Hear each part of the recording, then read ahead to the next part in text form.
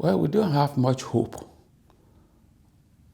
on what is going to be the outcome of 2019 election because it's still the same old process.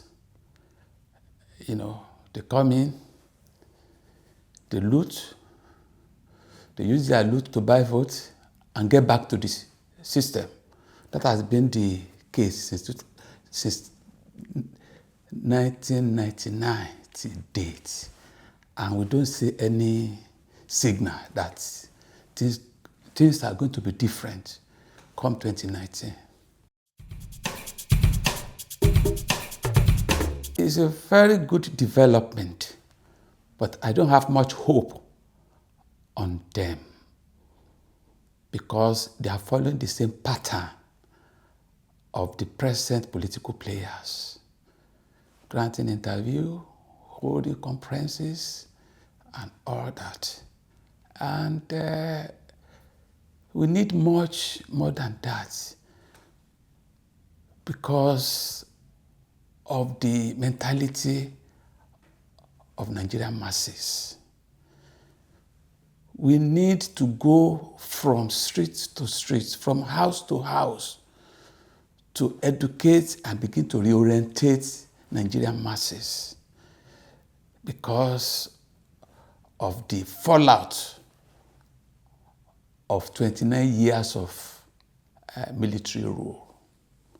During the 29 years of military rule, corruption was synonymous with their rule.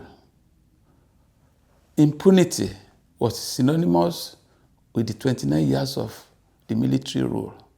Impunity was also synonymous with the 29 years of military rule, that is between 1966 and 1999, minus 4 years of Saharatv democratic government. And in 1999, when the military handed over, they did not hand it over to a Democrat. They handed over power to one of their own, a former dictator. So there was carryover of military mentality into democratic dispensation. And that is what we've been battling with today. During the military era, some soldiers will come together. They will strike a coup, truncate a democratic elected government. And when they get to power, they will legalize it using media. They become good leaders. They present themselves as patriots, as heroes. But if another group of soldiers come together to do the same thing and they failed, what happened to them is get them arrested, prosecute them, and then execute them. And the same thing we are having today.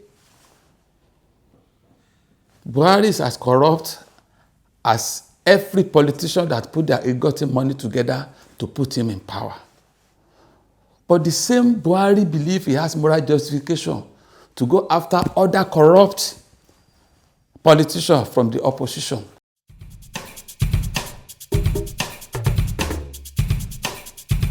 See, they assume large number of Nigerian people are fools. They are ignorant.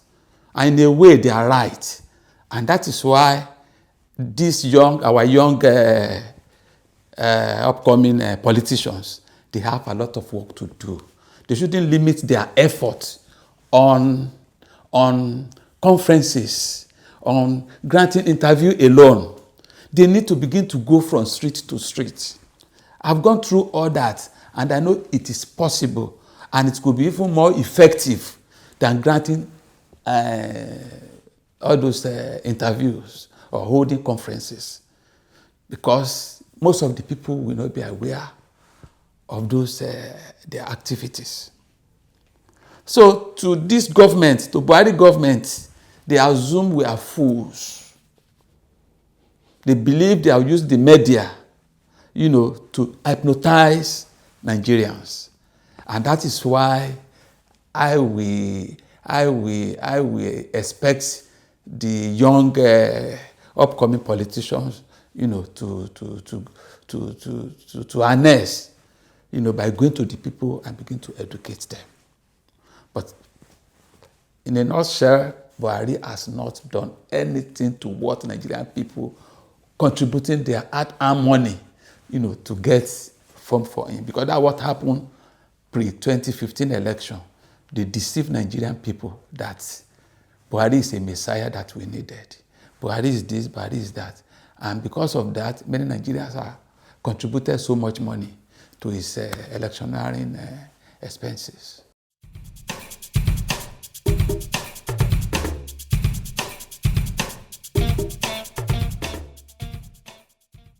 People know it is wrong. They know they are in government majorly to make money. They know they are not in government, for the welfare of the people. They know that. But because they believe there is no alternative, so that is why they think, let me go collect the money. After all, if I didn't collect it, I will still not benefit anything from them. But if you go to the people with a new idea, that look, because like my own group, what we are doing is to educate Nigerian people on how they can begin to choose their own leader, how they can go about having the government of the people and for the people. So in my group, you can convince people and they begin to contribute their own money. Because what we are saying is that enough of this unethical money-backed political system, whereby politicians will spend billions of naira to get to position of authority. And when they get there, what they do, is to first recoup their money, then loot the treasury empty. And the thing is getting worse year in, year out. When I conceived this idea in 2009, I had, Tinubu crossed my mind as somebody that can adopt the idea and then use his media establishment to spread it across the country. So that year, I visited his house. I was not allowed to see him. I visited his office. No way. Then I now waited for him because we have this yearly event, the June 12 event, that we used to take place at a Blue Roof. So in 2010, I met him. All my publication, I handed it over to him. I said, please, sir, look through this idea, a solution to all Nigerian problems. And I distributed thousands of it to all the people that present at that event. I didn't hear anything from him. 2011, I met him again. The last year I gave him my document. I have not heard anything from you. He said, I should not worry. Do something about it. I gave him another batch of our publication in form of leaflets. Then 2012, I met him again. This is the third time I'm giving you this idea. Please look into it. He said this time around he's going to do something. 4 days after, I'm saying this so that for you to know that we don't have true leaders in this country. They are there for own personal interest. So, collected the thing. He assured me of looking into it. Then 4 days after, Baba Majola, who happened to be my leader and mentor, invited me to his house and said, they sent him to me that I should suspend my activities in exchange for money. And I asked Baba, why? Baba said they told him that if Nigerian people should understand this idea, where do I want them to run to? And I told Papa, I don't think I need that kind of money. That he should help me talk to those people, that they should look into this idea and adopt it in the interest of Nigerian masses. When I asked Baba, though I know the message came from the Tinubu axis, so I asked Baba, who are the people that sent you. Papa said, well, once you did not accept their proposal, there had been no need for me to disclose their identity to you. And since then, I've started having problems with the government. Each time we go to an event, they will harass me, they will use DSS and all that. And the moment they got power in 2015, they sent DSS after me. I was arrested. I was interrogated for more than 2 hours at their Shangisha office. You know, at Ambody's, when Ambody, the first Ambody's appearance at this June 12 event, you know, I was humiliated. I was pushed out by the DSS people with my group, you know, because they don't want any change. So in this country, though, it's either I will forward the content of our website to you so that you can go through, it's an 8 pages document. You can go through what I've gone through. Aregbe appeared to be one of us, even though he wasn't that committed during the struggle. But when Tinubu came in, he appointed Aregbe as somebody that would be taking care of all human rights activists. But none of them want to see me because of this idea. So there are lots I've been going through. And since then, I've not been participating in anything, you know, concerning Tinubu, Ambode, and whatever anymore, because we are the representative of the human rights community whenever the government is doing anything, because that was the culture since Tinubu came in. But since Ambode came in, with all what I've gone through in their hands, I've decided not to. Because after that incident, after they arrested me, they asked me to submit my account number. Initially, I declined. Then they said they would detain me as long as I refuse to give them my bank account. They asked me who are my sponsors, who are my financiers, that my activities could trigger crisis and all that, you know. So, and because of one of my members that followed me, you know, I decided to release the account number to them. You know, so since then, I've been going from one problem to the other. You know, maybe by the time because I have all the details in our website. Because during the Abacha era, I was forced to relocate to a forest in Kwara State, where I stayed for 6 years. And everything is in the website. Though it's not online now, because I couldn't raise enough money to take it back to internet. So, and when I was there, I came to Lagos. Beko wrote a letter to Tinubu, because when I met Tinubu, I met him in Beko's bedroom. So I thought he was one of us. And that's when I was coming up with this idea. You know, I have it in mind that is the person that can actually, you know, spread this idea. Even though he rejected it, they are now going back to it with this their present direct primary. When you look through my concept, you will know they have stolen a section of it.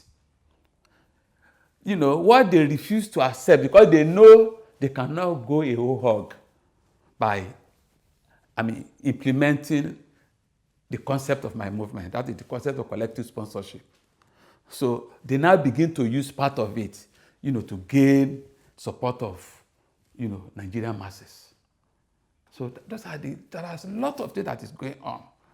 But you see, when you are principled and you decided not to compromise because you are very sure of your ideology that is superior to what is on ground, then you continue to have problems. Nobody will help you. Most of my comrades have compromised.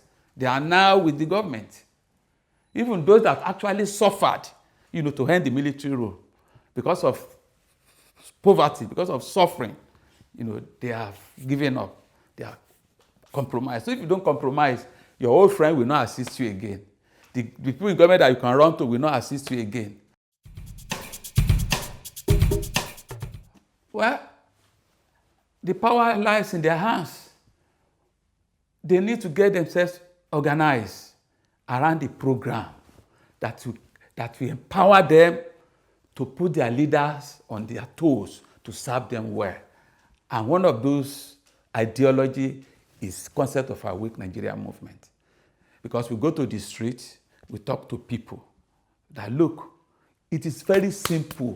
You can choose your representatives without spending much money.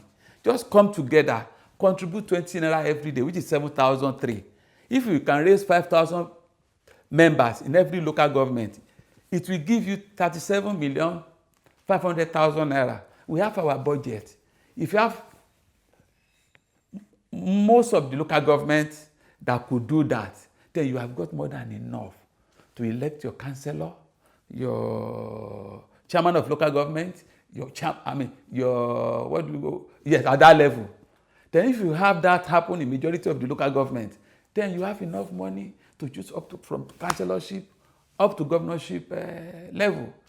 If you can do that in most of the states across the country, you've raised more than enough money, to elect your presidential, candidates. So it is very simple, but the problem is how to bring them together, that initial problem, and reorientate them for them to understand the concept and then key into it.